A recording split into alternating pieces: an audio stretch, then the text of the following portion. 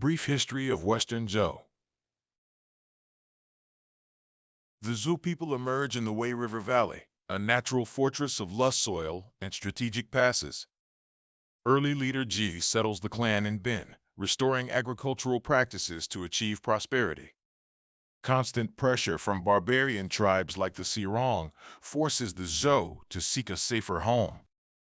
Under King Tai, the Zhou migrate to the southern slopes of Mount Qi in the Wei Valley. The Zhuoyuan becomes the ritual heartland and pre-dynastic center of the growing Zhou state. The Hanggu Pass acts as a vital choke point, controlling access to the Shang-dominated Central Plains. King Wen, the cultured king, builds a formidable coalition of Western tribes against the Shang. Even while imprisoned by the Shang tyrant, King Wen composes the philosophical Yi Jing. Even while imprisoned by the Shang tyrant, King Wen composes the philosophical Yi Jing. The Zhou adopt Shang bronze styles and burial practices, blending them into their own identity. Initially, the Zhou exist within the Shang political orbit as a tributary state. By the 12th century BC, the Zhou are ready to challenge their overlords for supremacy. The last Shang king is depicted as a degenerate tyrant who has lost his moral way. Upon Wen's death, his son King Wu takes up the mantle to lead the final offensive. The venerable strategist Zhang Zia guides King Wu in planning the strike on the heart of Shang. The Zhou articulate the mandate of heaven, claiming the right to rule is based on virtue. A force of foot soldiers and 3,000 elites prepares for the trek across the Yellow River. Though outnumbered, the Zhou possess high morale and expert training for their chariot corps. Unlike the Shang's capricious gods, the Zhu's Tian, heaven, demands ethical stewardship. King Wu gathers a grand coalition of allies who are weary of Shang oppression. The air is thick with anticipation as the army moves towards the plains of Muye. The Shang king mobilizes hundreds of thousands, but many are slaves with low loyalty. The transition of power is framed as a cosmic and moral necessity. In 1046 BC, the two powers prepare for the decisive confrontation of the age. The stability of the new dynasty is tested by the early death of King Wu. Because King Cheng is too young to rule, the Duke of Zhou assumes the regency. The regency triggers the rebellion of the Three Guards, an uprising by disgruntled kin. The Duke successfully suppresses the rebellion, pushing Zhou frontiers further east. A second capital is established at Chengzhou to better administer the eastern territories. The Fengjian system is established, granting land and authority to kinsmen and allies. These vassal states protect the heartland while integrating distant regions into Zhou culture. Vassals are bound to the king through military service, tribute, and ritual. The Duke cedes power, becoming a paragon of virtue who chose the state over ambition. The Duke integrates ritual, Li, and music, Yu, to harmonize the social order. The young king consolidates power, ruling over a realm larger than any before it. The codification of ancestral lineage becomes the genetic blueprint of the state.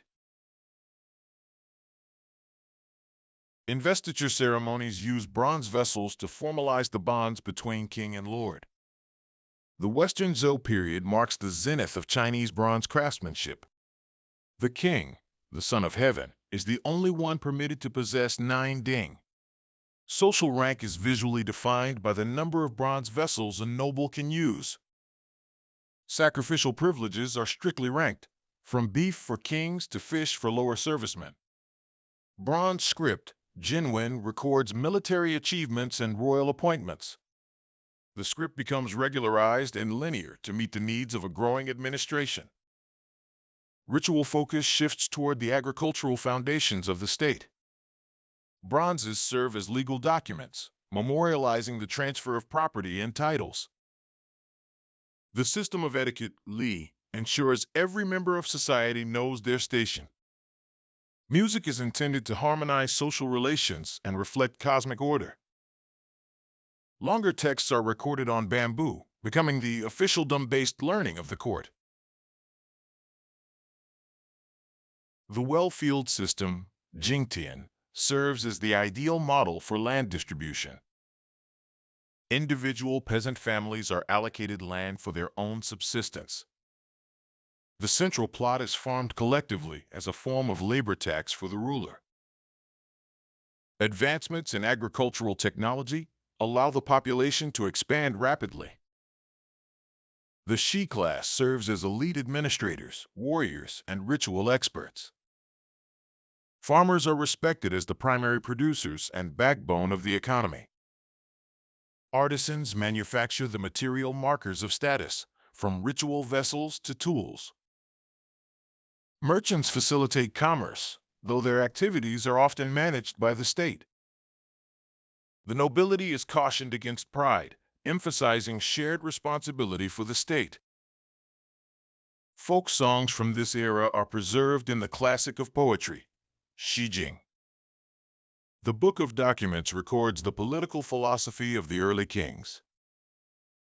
The stability of the Western Zhou is rooted in this robust agrarian economy. King Li attempts to monopolize natural resources, causing deep resentment.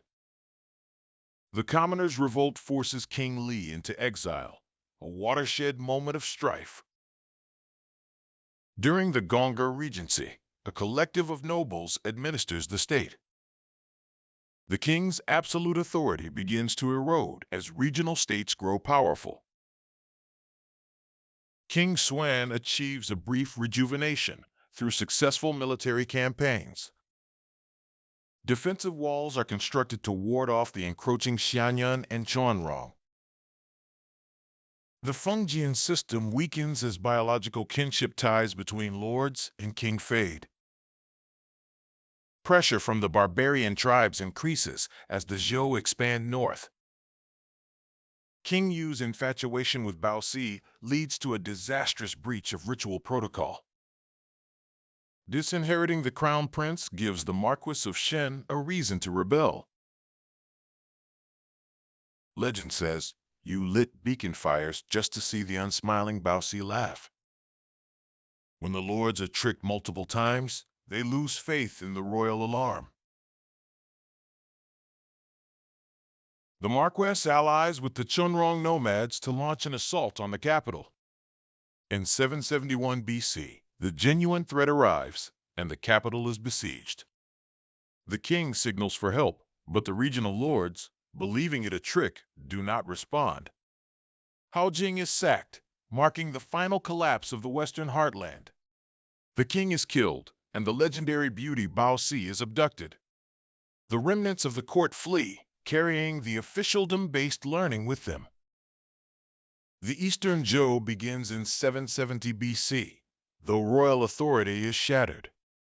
The Zhou heartland is lost to regional lords like the Qin, who rise in power. The democratization of Zhou knowledge triggers the axial age of philosophy. Confucius later seeks to restore the social harmony of the early Western Zhou.